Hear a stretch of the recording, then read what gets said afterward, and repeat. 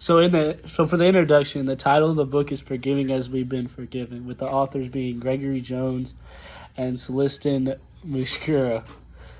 The publishing information has been published by IVP Books. And just a little bit of background info. For me, it was, since it is a Christian book, I was thinking about how Christians need to forgive other people as we've been forgiven by God itself. So for the summary of the book, Christians forgive others as we've been forgiven by Jesus. By hearing that forgiveness is different from knowing how to forgive at home and forgive in the world. To forgive is to being forgiven. We need communal practices and disciplines for the way life to make his peace. Muskura describes how churches and communities can cultivate and make habits and forgiveness on a daily basis. Following the Rwanda genocide, Muskura lost his father and other family members to revenge killings. But then he heard God to tell him to forgive the killers. The healing power of forgiveness in his own life inspired him to work and forgive and reconciliation across Africa. Jones, the author of Embodying Forgiveness, interacts with Muskura's story to show how people can practice forgiveness not only in dramatic situations like genocide, but also in everyday circumstances as marriage, family, and congregational life. Together, they demonstrate that forgiveness and being forgiven are mutually practices that lead to transformation and healing and should be done around the world so there are less conflict and more love and peace in the world. Question number 1 says, what comes to mind when you hear the word forgiveness? How is it an individual endeavor? How is it communal? How is it daily? When I hear the word forgiveness, I think of forgiving someone for something that they have done that may have hurt me or have betrayed me. It's an individual endeavor in the fact that we as individuals have it in our mind to forgive those for things they have done.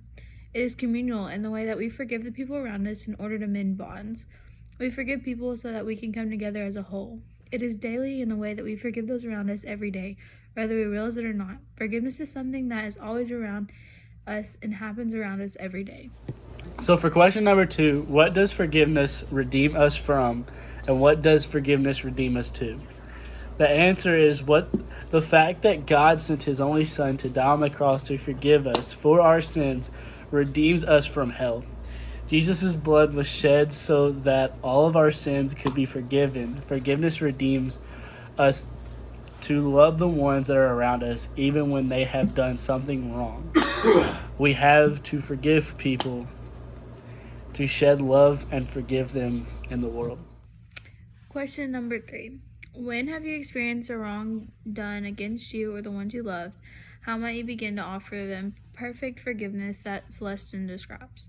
People treat the ones around me wrong all the time.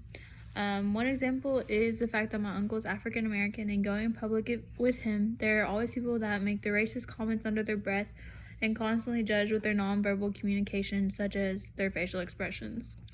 We haven't all been raised to have an open mind and not to judge the ones around us. God made us all even in his eyes, and we should not judge those that are not the same as us. In order to forgive these people, we must look past the facial expressions and realize that God made us all equal, and we need to forgive them because they were not raised the same way that we were. For question number 4, Greg Jones suggests 6 steps that make up the dance of forgiveness. And which is hardest for you, and what specific ways are one or more of these steps you use in your daily life? In my opinion, the hardest step is step number 2.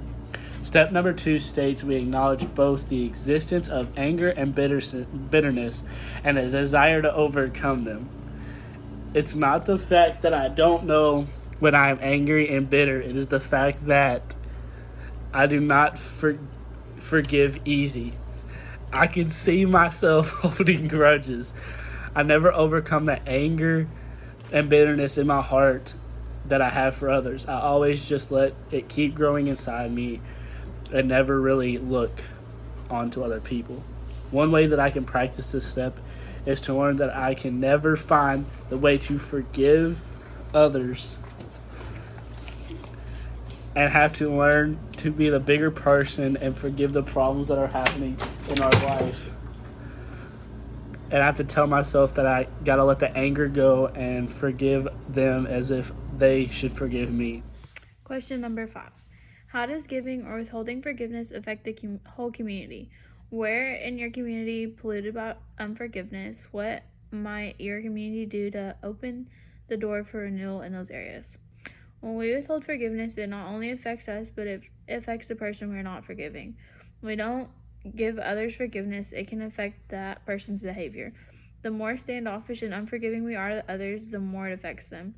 If it affects them, it affects the way that they treat people around them. When we give forgiveness to others, it affects them in a positive way. When we give them positivity, their attitude towards others around them is positive. Unforgiveness is everywhere around us. People hold grudges every day against everyone.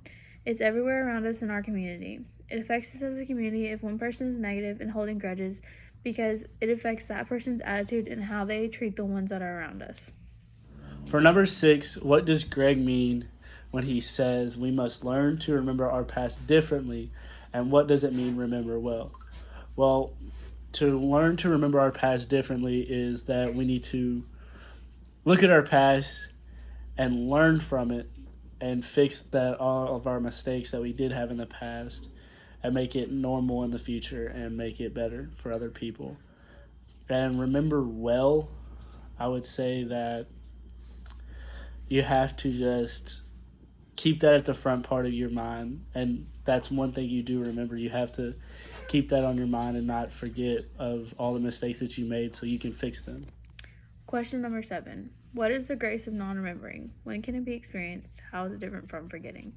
The grace of non-remembering is that we do not have to bring up what others have done in the past to hurt us, and we can forget what they have done after we forgive them. It can be experienced in our life when we forgive everyone that is around us. It's different than just forgetting something and never forgiving someone. But if we forgive them for what they have done, then we cannot remember. For question 8, it says, how has reading this book changed or enhanced your understanding of forgiveness, and what practices will you incorporate into your life after reading this book? Well, this book has really changed my understanding of forgiveness because I've had to think about how people forgive me all the time, but I really don't forgive them. I say I do, but it's not in the front running of my head. And for what practices, I would have to say that I need to forgive them first, and so we can be more better understanding of when we forgive each other, and we can talk about it more. Summary. In summary, the book Forgiving as We've Been Forgiven is a book that we as people and as Christians can learn a lot from. We can develop the skills that are needed by reading the book to forgive those around us, as God has sent his Son, Jesus, to die on the cross and forgive us for our sins. This book also gives us the 6 steps that we can use to practice our forgiveness skills. Although some of these steps might be harder than others, we can still learn from them and practice them every day in our life.